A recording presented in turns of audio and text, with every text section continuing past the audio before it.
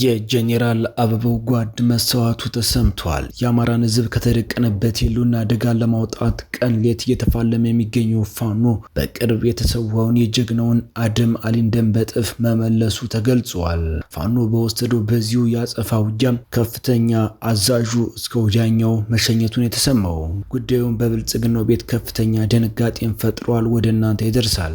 ከሰሞኑ የፋኖ አባላት ናቸው የተባሉ ሰዎች መቀሌ በሚገኘው ሰማዕታት ሐውልት አካባቢ ቆመው መልእክት ማስተላለፋቸው ይታወሳል። ይህም ሰሞኑን በርካቶችን እያነጋገረ ይገኛል። ይህን አስመልክቶም የአማራ ፋኖ ብሔራዊ ኃይል በወሎ ቀጠና መግለጫ ሰጥቷል። ሙሉ መግለጫውን ከኛ ጋር ከቆያችሁ ወደ እናንተ ይደርሳል።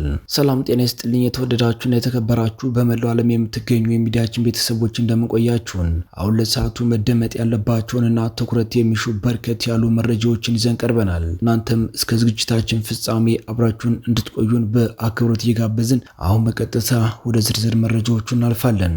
የጄኔራል አበባው ታደሰ ጓድ መስዋዕቱ ተሰምቷል። የአማራ ሕዝብ ከተደቀነበት የህልውና አደጋ ለማውጣት ቀን ሌት እየተፋለመ የሚገኘው ፋኖ በቅርቡ የተሰዋውን የጀግናውን አደም አሊን ደም በጥፍ መመለሱ ተገልጿል። ፋኖ በወሰደው በዚሁ የደም ምልሳ ውጊያ የአማራ ሳይንት ሚኒሻ አዛዥ የሆነውና የቀድሞ የመከላከያ ኮማንዶ ተገሏል ተብሏል። በኢህአዴግ ዘመነ መንግስት ጊዜ የአበባው ታደሰ ጠባቂና አበባው ታደሰ ከጥሮታ መልስ በአብይ አህመድ ሹመት ሲያገኝ ደግሞ ጓደኛ የሆነው አምሳ አለቃ ማሞ ከነ ጓደኞቹ በትናንትናው ዕለት ነው በፋኖ እርምጃ የተወሰደበት ተብሏል። አምሳ አለቃው የአብይ አህመድን ወንበር አስጠብቃለሁ በሚል በህዝብ ላይ ግፍ ይፈጽም የነበረና በህዝብ ዘንድም የተጠላ ነበር ተብሏል። ከፋኖ ጋር ፊት ለፊት ሳይዋጋ የፋኖን ስም በማጠልሸት ተጠምዶ የነበረው አዛዡ ከአበባው ታደሰ ጋር በስልክ በየቀኑ እንደሚመክርም ተገልጿል። በፋኖች ሲከበብ ጓዱ አበባው ታደሰ ያልደረሰለት አምሳ አለቃው በቅርቡ ዞን ላይ ሹመት ይሰጣል ተብሎ እንደነበርም ተገልጿል። በቀጠናው የሚንቀሳቀሰውንና በዘውዱ ሰጣል የሚመራውን መከላከያ ከፊቱ ነው እየመራ ህዝብ ሲያስገድል የነበረው አምሳ አለቃው በርካቶችን የፋኖ ቤተሰብ ናችሁ በሚል ሲያሰቃይና ሲያንገላታ እንደነበርም መረጃዎች ወጥተዋል። በርካቶች ቀን እየጠበቁለት የነበረው አምሳ አለቃው በፋኖ ከበባ ከተፈጸመበት በኋላ መከላከያን ድረሱልኝ ቢልም ከንፋስ የፈጠኑት የአማራ ህዝብ ደጀኖች በወሰዱት ከባድ እርምጃ ነፍሱን ማዳን ሳይችል ቀርቶ ተሸኝቷል የተባለው የፋኖ ተደጋጋሚ ምክርና የእጅ ሰጥ ጥሪ ባለመቀበል ሚኒሻ እየሰበሰበ ሲዶልት የነበረው አምሳ አለቃው ህዝብን በማፈን በመዝረፍና በማገት እንደሚታወቅም የመረጃ ምንጮቻችን ገልጸዋል። በአማራ ሳይንት ህዝብ ላይ ከባድ ግፍ ሲፈጽም የነበረው አዛዡ በመገደሉ የወረዳው ሹማምንት ከባድ ድንጋጤ ላይ ናቸውም ተብሏል። መረጃዎቻችን ሲቀጥሉ ከሰሞኑ መቀሌ በሚገኘው ሰማዕታት ሐውልት አካባቢ ቆመው የፋኖ አባላት ነን በሚል እየተናገሩ ምስላቸው የተሰራጨው ወጣቶች ትግሉን ከርተው ከወጡ አንድ ዓመት ያለፋቸው ናቸው ሲል የአማራ ፋኖ ብሔራዊ ኃይል በወሎ ቀጠና አስታውቋል። ድርጅቱ ገዢው የብልጽግና ቡድን ከትግል ከርተው የወጡ ልጆችን በመጠቀም በነጌታቸው ረዳ አማካኝነት በትግል ሜዳ ማሳካት ያልቻለውን በሐሰተኛ የሚዲያ ዘመቻ ለማሳካት እየተንቀሳቀሰ ነው ሲል ገልጿል። መቀሌ በሚገኘው የሰማዕታት ሐውልት አካባቢ የቆሙ ወጣቶች የአማራ ፋኖ ብሔራዊ ኃይል ወሎ ቀጠና ምስራቅ አማራ ኮር 2 ዞብል አምባ ክፍለ ጦር አባል መሆናቸውን በመጥቀስ ስለተደረገልን አቀባበልና እንክብካቤ እናመሰግናለን በሚል መልእክት ሲያስተላልፉ በተንቀሳቃሽ ምስል ተቀርጾ ሰሞኑን በማህበራዊ ሚዲያ እየተዘዋወረ ይገኛል። ይህን በሚመለከት በህዝብ ግንኙነት መምሪያ በኩል ያወጣውን ጋዜጣ መግለጫ ለሚዲያችን የላከው የአማራ ፋኖ ብሔራዊ ኃይል በወሎ ቤተ አማራ ቀጠና ከሰሞኑ ምስላቸው በማህበራዊ ሚዲያ እየተዘዋወረ የሚገኙ ወጣቶች ትግሉን ከርተው ከወጡ አንድ ዓመት አልፏቸዋል ብሏል። ከሰሞኑ ወጣቶች በመቀሌ ሰማዕታት ሐውልት አካባቢ ቆመው የአማራ ፋኖ ብሔራዊ ኃይል ምስራቅ አማራ ኮር 2 ዞብል አምባ ክፍለ ጦር አባል ነን በሚል ያስተላለፉትን ተንቀሳቃሽ ምስል ተመልክቻለሁ ያለው ድርጅቱ አሁን ላይ ወጣቶቹ በተንቀሳቃሽ ምስሉ ላይ የገለጹት ተቋም አባል አለመሆናቸውን ጠቅሶ ትግሉን ከርተው ከወጡ አንድ ዓመት በላይ እንደሆናቸው አስታውቋል። የአማራ ፋኖ ብሔራዊ ኃይል በወሎ ቤተ አማራ ቀጠና በህዝብ ግንኙነት መምሪያ በኩል ባወጣው መግለጫ ኦህዴድ መሩ የብልጽግና ቡድን ከአማራ ህዝብ ጋር እያደረገ በሚገኘውና ሁለተኛ ዓመቱን ባስቆጠረው ጦርነት በአውደ ውጊያ በፖለቲካ በሚዲያና በዲፕሎማሲ የሽንፈት ጽዋን ተከናንቧል ያለ ሲሆን አገዛዙ አሁን ላይ ከህዝቡ ከዘረፈው ሀብት ከፍተኛ በጀት በመመደብ ፋኖን ከህዝብ መነጠል የሚል ስትራቴጂ ነድፎ ትግሉን የከዱና ከትግሉ ሜዳ የራቁ ፋኖ መሳዮችን በመሰብሰብ የስም ማጥፋት ዘመቻ ከፍቶ እየተንቀሳቀሰ ነው ብለዋል። ድርጅቱ አክሎም ገዢው የብልጽግና ቡድን ከትግል ከርተው የወጡ ልጆች ሚዲያዎችን በመጠቀም በነጌታቸው ረዳ አማካኝነት በትግል ሜዳ ማሳካት ያልቻለውን በሐሰተኛ የሚዲያ ዘመቻ ለማሳካት በሰፊው የተንቀሳቀሰ መሆኑን በመጥቀስ ስለሆነ ማህበረሰቡ ከሰሞኑ በተሰራጨውና ወደፊትም በአገዛዙ በኩል ሊያሰራጩ የሚችል መሰል ድርጊቶች የሐሰተኛ ዘመቻው አካል መሆናቸውን እንዲገነዘብና እንዳይዘናጋ አሳስበዋል።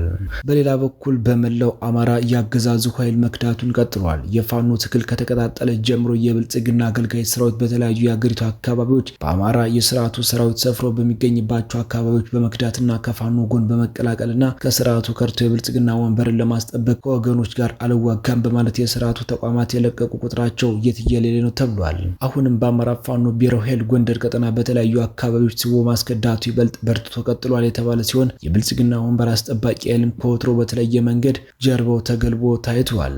የስነ ልቦና ስብራቱም የሚጠግን አልሆነም። ይልቁንም ነገሮች ሁሉ ከድጡ ወደ ማጡ አሻቅቦ እንጂ ለማንኛውም ስቦ ማስከዳቱ የተለያዩ የተጠኑ ስልቶችን በመጠቀም ይቀጥላል ሲል የአማራ ፋኖ ብሔራዊ ኃይል ጎንደር ቀጠና ዳግማዊ ቴዎድሮስ 5ኛ ኮር ህዝብ ግንኙነት ኃላፊ ፋኖ አብነት ሞላ ገልጿል።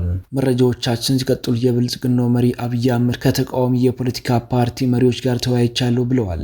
ኦነግና ኦፌኮ በውይይቱም አልተሳተፉም ተብሏል። አብይ አህመድ ትናንት ረቡዕ ሰኔ 11 ቀን ከተለያዩ የተቃዋሚ የፖለቲካ ፓርቲ መሪዎች ጋር መወያየታቸውን አስታውቀዋል። ይሁን እንጂ የኦሮሞ ነጻነት ግንባር ኦነግና የኦሮሞ ፌዴራሊስት ኮንግረስ ኦፌኮ በውይይቱ ላይ አለመሳተፋቸውን ነው የተረጋገጠው። በውይይቱ እንዲሳተፉ ጥሪ የተደረገላቸው ፓርቲዎች በሙሉ 4 ተወካዮችን እንዲያሳተፉ ድል ቢሰጣቸውም የኦሮሞ ፌዴራሊስት ኮንግረስ ኦፌኮ እና የኦሮሞ ነጻነት ግንባር ኦነግ ጥሪውን ውድቅ ማድረጋቸውን ገልጸዋል። የኦሮሞ ፌዴራሊስት ኮንግረስ ሊቀመንበር ፕሮፌሰር መራራ ጉዲና ፓርቲያቸው በውይይቱ ላይ አለመገኘቱን አረጋግጠዋል። ፕሮፌሰር መራራ ምክንያቱን ሲገልጹም እንዲህ ያለው የማስመሰል ፖለቲካና በማይግባባ አካላት መካከል የሚደረግ ውይይት አሁን ካለው የፖለቲካ ትርምስ ያወጣናል ብለን አናምንም ብለዋል። የኦሮሞ ነጻነት ግንባር ኦነግ ቃል አቀባይ አቶ ለሚገመቹም ፓርቲያቸው በድርድር ከመሳተፍ መቆጠቡን ተናግረዋል። በውይይቱ ከተሳተፉ ፓርቲዎች አንዱ የሆነው ኢህአፓ ጥያቄ መጠየቅ እድል አላገኘውም፣ በሌሎች ፓርቲዎች የቀረቡ ጥያቄዎችን መሰረታዊ አይደሉም በሚል ጠቅላይ ሚኒስትሩ ማብራሪያ ከመስጠታቸው በፊት ተወካዮቹ መድረክ ረግጦ መውጣታቸውን ማስታወቁን ዶይቼ ቬለ ዘግቧል። አብይ አህመድ በማህበራዊ ትስስር ገጻቸው ባሰፈሩት ልጥፍ ውይይቱ የፖለቲካ ፓርቲዎቹ ከየመጡበት አካባቢ የሚነሱ የተለያዩ ሀሳቦችን በማዳመጥ ግብዓት ለመውሰድ የታለመ ነበር ብለዋል። በሌላ መረጃ ከፊልድ ማርሻል ብርሃኑ ጁላ ንግግር በኋላ ሶማሌና ግብጽ የሁለትዮሽ ትብብራቸውን አጠናክረው እንደሚቀጥሉ አስታውቀዋል። ይህንን ያስታወቁት የሶማሌ ውጭ ጉዳይ ሚኒስተር ትናንት በዚያው ከሚገኙ የግብጽ አምባሳደር ጋር ውይይት ባደረጉበት ወቅት ነው። ሚኒስተሩ አብዲሰላም ዳይ በጽህፈት ቤታቸው የግብጹን አምባሳደር መሐመድ አልሳይድን ጠርተው ማነጋገራቸው ተዘግቧል። ውይይታቸውም የሶማሊያን ልማትና ብሔራዊ ደህንነት ለማጠናከር በጋራ መስራት ላይ ያተኮረ መሆኑን ዘገባዎቹ ገልጸዋል። በስፍራው የነበሩ ዲፕሎማቶችን በምንጭነት የጠቀሱት ዘገባዎች ሚኒስተሩ ግብጽ ከረጅም ጊዜ አንስቶ ለሶማሊያ እያደረገች ያለውን ድጋፍ አድንቀው በተለይ በትምህርትና በጤና አቅም ግንባታ ላይ ትልቅ እገዛ እያደረገች መሆኑን እንደገለጹ አስረድተዋል።